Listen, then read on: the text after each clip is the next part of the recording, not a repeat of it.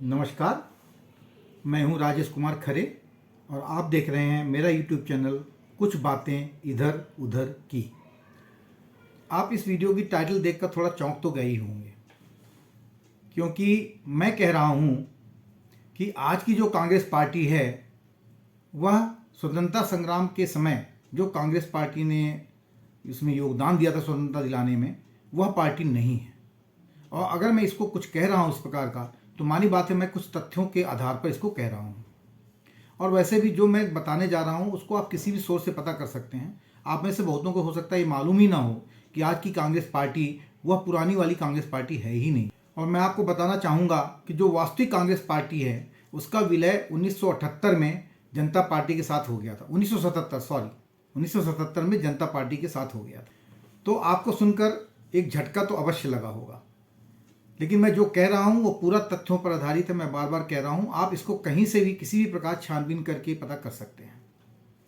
लेकिन इससे पहले आपसे निवेदन है, तो अगर आपने मेरे इस YouTube चैनल कुछ बातें इधर उधर की को सब्सक्राइब नहीं किया है तो आपसे निवेदन है कि इसे सब्सक्राइब अवश्य करें, तथा अगर वीडियो पसंद आया हो तो इसे वायरल कर दें, या आए आगे चल के तो इसे वायरल कर दें, यानी इसे अपने दोस्त यारों को शेयर अवश्य करें, जिससे यह पूरे भारतवर्ष में फैल जाए। क्योंकि बहुत सारे लोगों तक यह बात पहुंचानी बहुत आवश्यक है।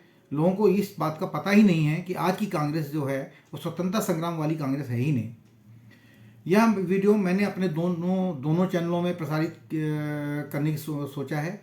एक तो मेरा चैनल धन संकट तो है ही, दूसरा चैनल का नाम है कुछ बातें इधर उधर की। लेकिन यह तभी संभव है अगर यूट्यूब हमको इस बात की परमिशन देता है।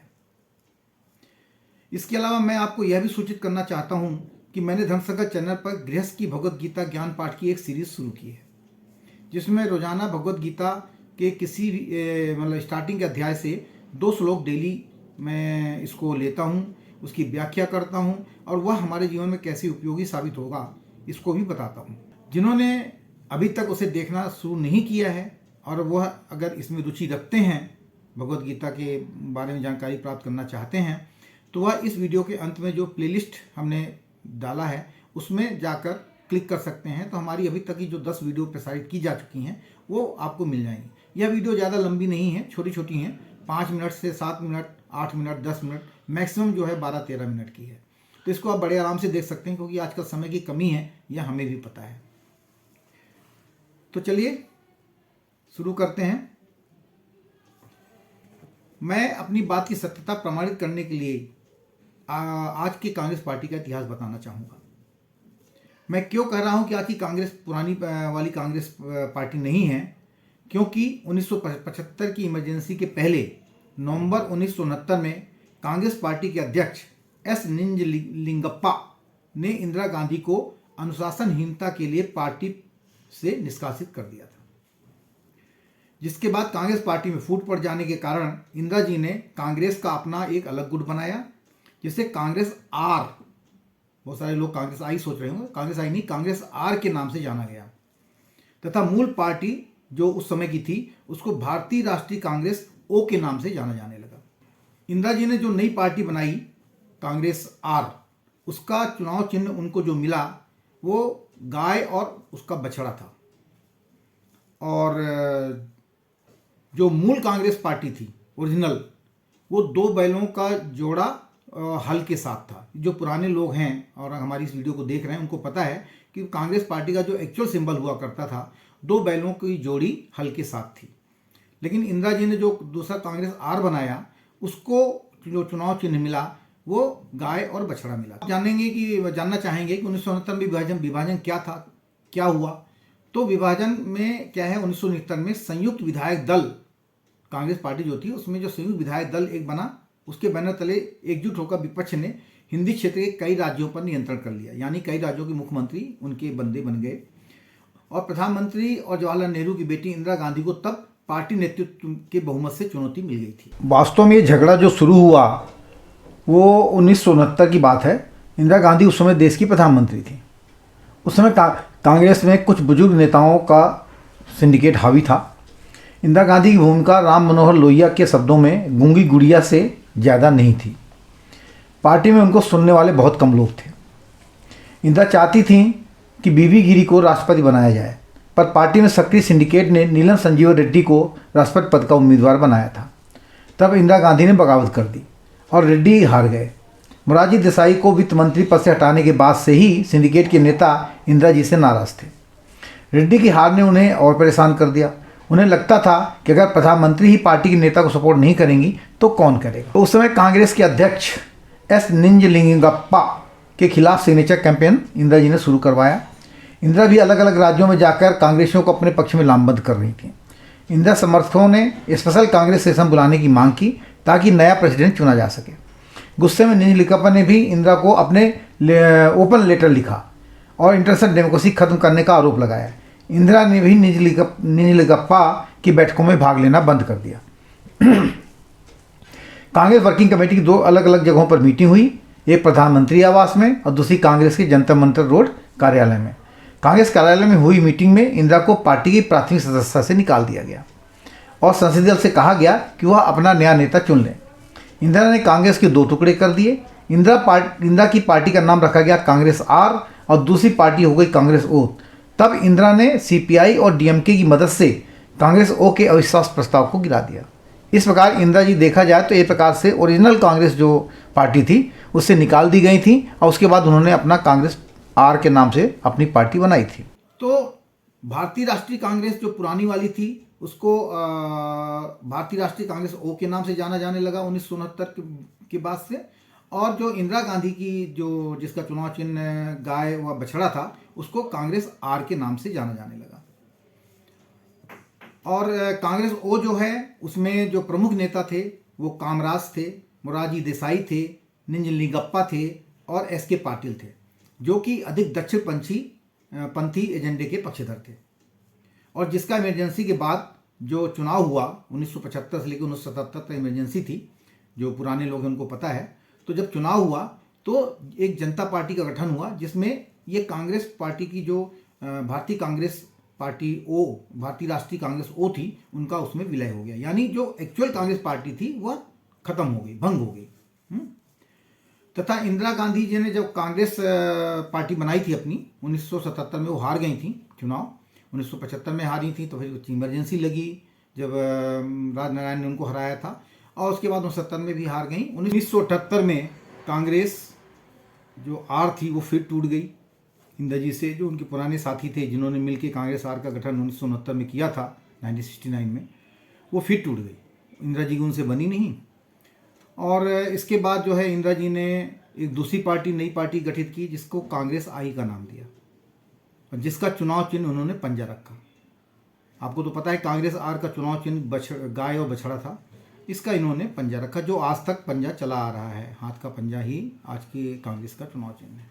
यानी आप कह सकते हैं कि जो कांग्रेस ओरिजिनल कांग्रेस पार्टी थी वह तो 1977-78 में ही वो उसका विलय हो गया जनता पार्टी में। तो पुराने जितने भी कांग्रेसी थे वो सब जनता पार्टी ज्वाइन कर लिए और उस कांग्रेस को पार्टी को उन्होंने भंग कर दिया जिसका नाम भारतीय राष्ट्रीय कांग्रेस था। वो ओ के नाम से जाना जाता, वो मतलब ओरिजिनल।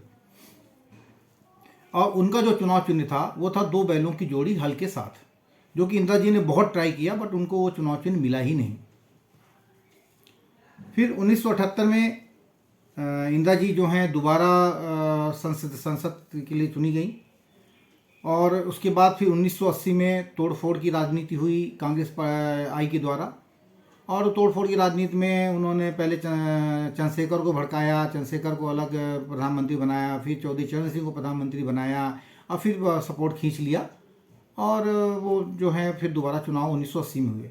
लेकिन 1980 के चुनाव में जनता ने जब देखा कि भाई ये जनता पार्टी ये लोग शासन नहीं चला पा रहे हैं, 2-3 साल में ही लुढ़क गए, तो उन्होंने फिर कांग्रेस आई यानी इंदिरा जी की पार्टी कांग्रेस आई को भयंकर बहुमत दिया कह लीजिए आप, और फिर से सत्ता में आ गई। तो कांग्रेस आई का जो चुनाव चिन्ह था वह पंजा था। कांग्रेस आई का चुनाव चिन्ह पंजा था। और 1981 में राष्ट्रीय चुनाव आयोग ने इंदिरा जी ने अप्लाई किया कि भाई हमें पुराना कांग्रेस का नाम दिया जाए, क्योंकि और कोई क्लेमर था नहीं, एक बार उसकी पार्टी भंग करके और जनता पार्टी में विलय हो चुका था। तो इंदिरा जी को 1981 में चुनाव आयोग ने जो है भारतीय राष्ट्रीय कांग्रेस की रूप में मान्यता दे दी। लेकिन देखा जाए तो उनके पुराने साथी सारे जा चुके थे, जो स्वतंत्रता संग्राम के समय से उनके साथ जुड़े हुए थे। तो ये कहना कि वो जो है असली पार्टी है, वो नहीं, वो असली पार्टी नहीं थी, वो इंदिरा कांग्रेस थी, जो इंदिरा कांग्रेस के कांग्रेस आई के रूप में थी।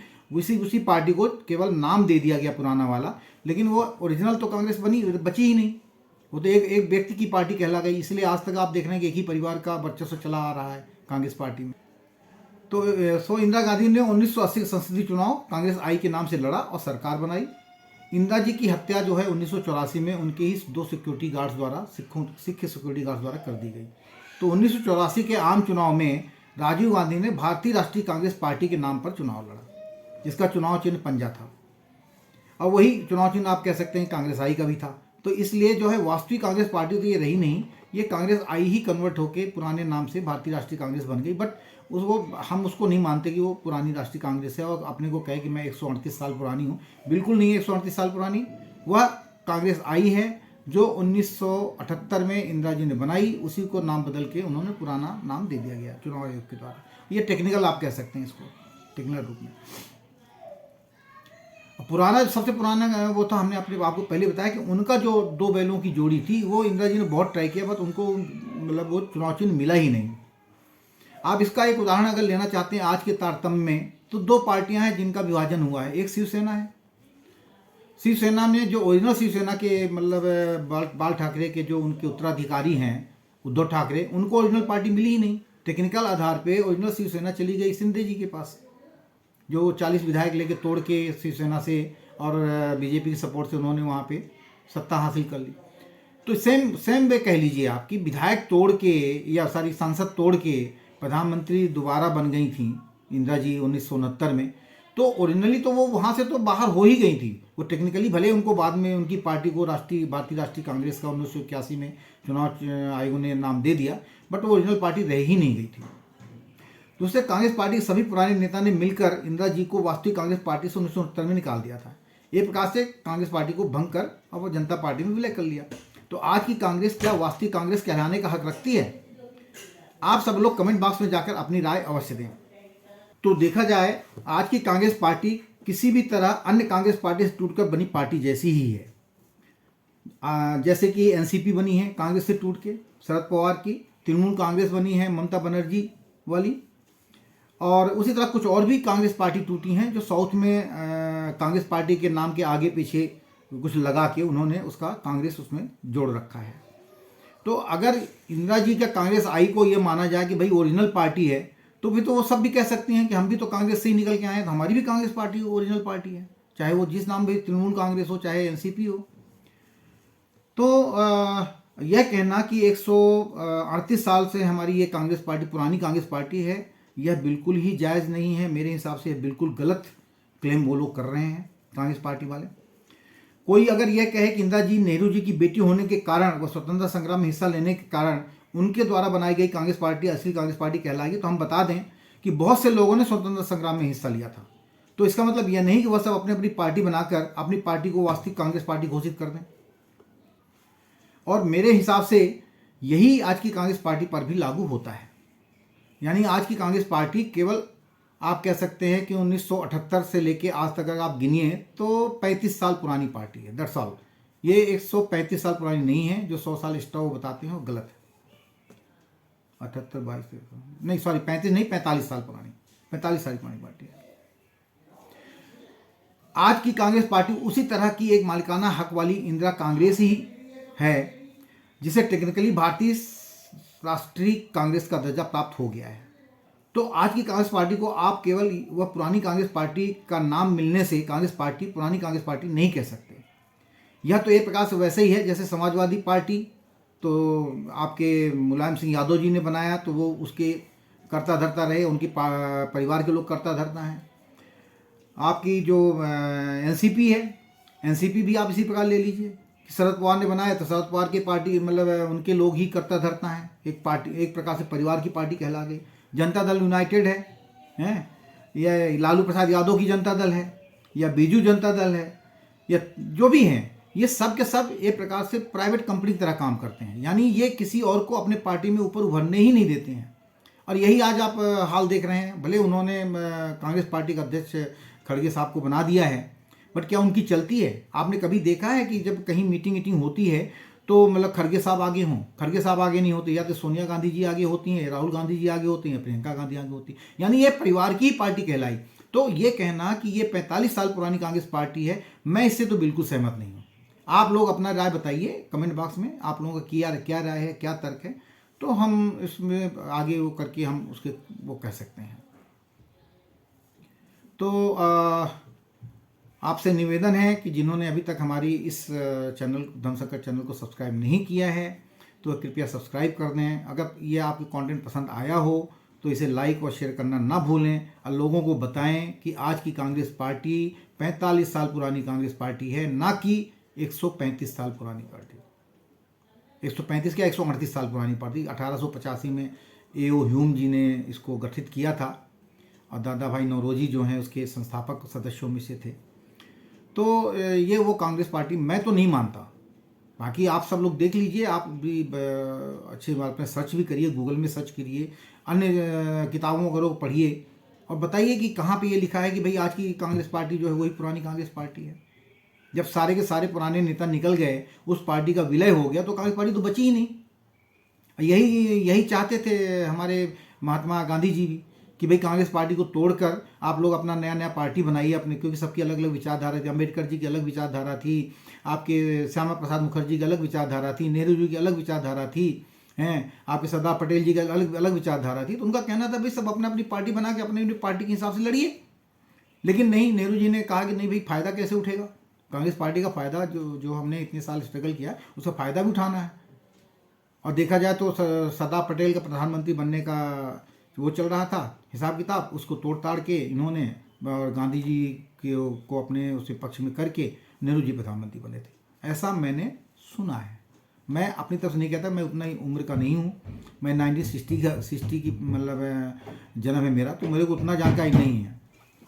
वैसे थोड़ा सा मैं आपको और बता दूं भारतीय राष्ट्रीय कांग्रेस का, कि कुछ बहुत सारे लोगों को जानकारी हो सकता ना हो, जो खासकर आज की नई युवा पीढ़ी है, कि भाई इसकी स्थापना 1885 में की गई थी। और यह केवल इंडिया के लिए नहीं किया गया था, यह एशिया और अफ्रीका में ब्रिटिश साम्राज्य को ख़त्म करने के लिए या उनकी जाति को रुकवाने के लिए इसका गठन किया गया था A.O. ह्यूम द्वारा। और 1920 से ये महात्मा गांधी के नेतृत्व में आ गया था। कांग्रेस भारतीय स्वतंत्रता आंदोलन के प्रमुख नेता कांग्रेस ने भारत को यूनाइटेड किंगडम से आज़ादी दिलवाई, ऐसा लोगों का कहना है। लेकिन बहुत से स्कॉलर यह भी मानते हैं कि ये आज़ादी केवल कांग्रेस की ही देन नहीं है, इसमें बहुत सारी मतलब अन्य भी हैं। जैसे कुछ गरम दल के लोग थे, सुभाष चंद्र बोस थे, उन्होंने अपनी आज़ाद हिंद फौज बना ली थी, उसका भी एक डर हो गया था लोगों में, एक प्रकार से जागरूकता आनी शुरू हो गई थी। इसलिए जो है मतलब स्वतंत्रता दी गई, ना कि केवल कांग्रेस पार्टी के उसमें। लेकिन ये हम इस कंट्रोवर्सी में नहीं पढ़ना चाहते हैं।